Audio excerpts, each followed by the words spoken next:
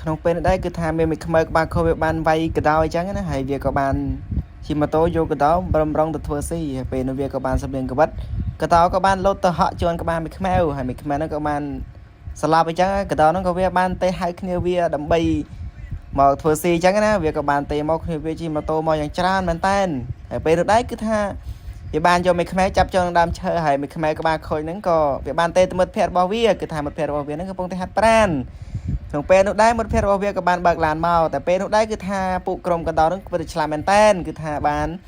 កាយកលុកមួយដើម្បីឲ្យមិត្តភ័ក្តិរបស់មេឆ្មែមួយខ្មៅហ្នឹងវាជិះចូលធ្លាក់ក្នុងហ្នឹងហើយពេលនោះដែរវាក៏បានចាប់យកបានទាំងមិត្តភ័ក្តិរបស់វា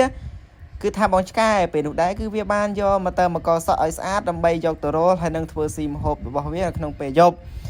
ពេលនោះដែរគឺវាបានធ្វើរួចហើយក៏វាស្លឬក៏ជាណៃរួចហើយវាក៏នាំគ្នានឹងអបអរសាទរហើយពេលនោះក៏វាយកស្បែកមួយខ្មៅហ្នឹងមកដេកធ្វើជាអាវពាក់ដើម្បីផឹកដើម្បីកុំឲ្យរងា